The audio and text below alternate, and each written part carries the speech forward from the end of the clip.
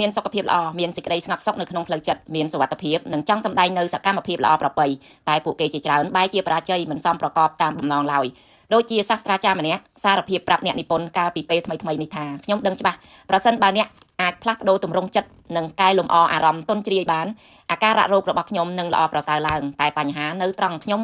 គ្មានវិធីសាស្ត្រឬក៏កន្លឹះអ្វីដើម្បីយកមកអនុវត្តទាល់តែសោះចិត្តរបស់ខ្ញុំនៅជាប់ជំពាក់នឹងបញ្ហាជាច្រើនខ្ញុំដូចជាអស់សង្ឃឹមចោះចាញ់គ្មានក្តីសុខឡើយសាស្ត្រាចារ្យនោះចង់មានសុខភាពផ្លូវកាយល្អគេស្រេកឃ្លានចង់ដឹងអំពីវិធីធ្វើការនៃចិត្តរបស់ខ្លួនដើម្បីទទួលបានផលតបស្នងតាមសេចក្តីត្រូវការនិងពំនាំយកនៅវិធីដែលមានក្នុងសៀវភៅនេះទៅបដិបត្តិធ្វើដើម្បីគេទទួលបានជោគជ័យគ្រប់ប្រការតាមសេចក្តីត្រូវការមានចិត្តមួយប្រភេទនៅក្នុងមនុស្សគ្រប់រូបអំណាចសម្ងាត់នៃអនុសម្បញ្ញៈនេះកើតឡើងមុននឹងរូបអ្នកនិងអ្នកនិពន្ធកើតទៅទៀតតាមពិតទៅវាមានមុនសាសនាទាំងឡាយនៅលើលោកដែលជាសច្ចធម៌អមតៈនិងច្បាប់នៃជីវិតនេះបានចាត់បដិសន្ធិឡើងមុនការកសាងព្រះវិហារឬក៏កន្លែងប្រកបពិធីកម្មទាំងឡាយអ្នកនិពន្ធបានសំណូមពរឲ្យអ្នកអនុវត្តតាមវិធីសាស្ត្រដែលមានអธิบายនៅក្នុងជំពូកនីមួយៗដើម្បីបំផុសអំណាចអច្ឆរិយៈដ៏សែនវិសេសនេះឲ្យកើតឡើងនោះវានឹងកម្ចាត់អាការៈឈឺចាប់ទាំងផ្លូវកាយនិងផ្លូវចិត្តឲ្យរលាយសាបសូន្យថែមទាំងជាការដណ្ដើមបាននៅសេរីភាពនៅក្នុងការបង្កប់បញ្ជាផ្លូវចិត្តឲ្យរួចផុតអំពីភ័យខ្លាចរំដោះខ្លួនឲ្យមានសេរីភាពពីការឃុំឃាំងនៃភាពក្រលំបាកបរាជ័យការឈឺចាប់និងក្តីអស់សង្ឃឹមអ្វីដែលអ្នកត្រូវធ្វើគឺសង្រួមអារម្មណ៍និងផ្ដោតចិត្តគំនិតទៅលើតែរឿងល្អៗទាំងឡាយដែលអ្នកចង់បានចង់ឃើញនោះអំណាចស្ថាបនានៃអនុសម្បញ្ញៈនឹងផុសឡើងបំពេញសេចក្តីត្រូវការរបស់អ្នកយ៉ាងសមស្របចូលចាប់ដើមចាប់ពីថ្ងៃនេះពេលនេះដើម្បីបើកផ្លូវ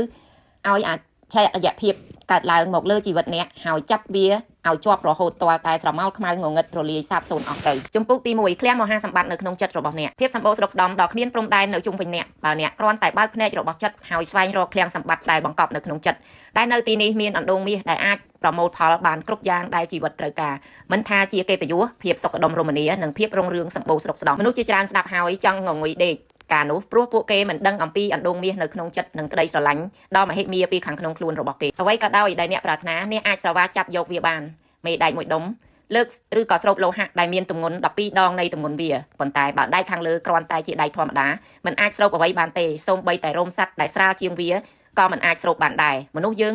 ក៏មានពីរប្រភេទដូចគ្នាគឺប្រភេទដែលមានអំណាចស្រូបទាញជាមនុស្សដែលពោពេញទៅដោយសទ្ធានិងការជឿជាក់ពួកគេដឹងច្បាស់ថាកើតមកដើម្បីធ្វើជាអ្នកឈ្នះនិងសម្រេចជោគជ័យចំណែកមួយប្រភេទគឺជាមនុស្សដែលមានកម្លាំងស្រុកគ្មានកម្លាំងស្រុកទាញមនុស្សប្រភេទនេះពោពេញទៅដោយសេចក្តីភ័យខ្លាចការមិនទុកចិត្ត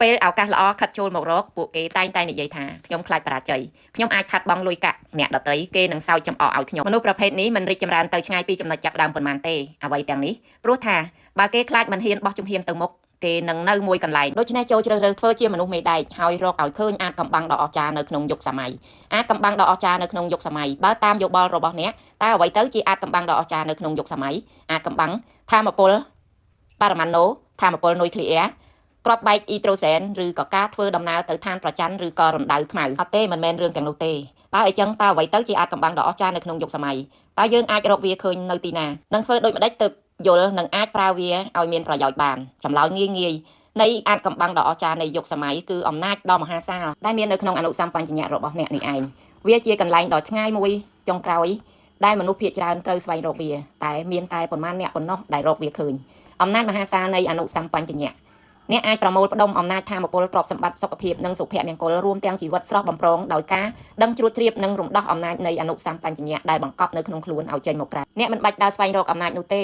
ព្រោះអ្នកមានវាស្រេចទៅហើយអ្នកគ្រាន់តែសិក្សាអំពីរបៀបប្រើប្រាស់និងយល់ដឹងអំពីវាឲ្យជាក់ច្បាស់ដើម្បីអាចយកវាទៅអនុវត្តបញ្ជ្រាបទៅក្នុងផ្នែកនៃជីវិតបានបើអ្នកអនុវត្តតាមវិធីងាយនិងដំណើរការដែលបានពន្យល់ក្នុងសៀវភៅនេះអ្នកពិតជាបានទទួលចំណេះដឹងសំខាន់ជាមួយគ្នា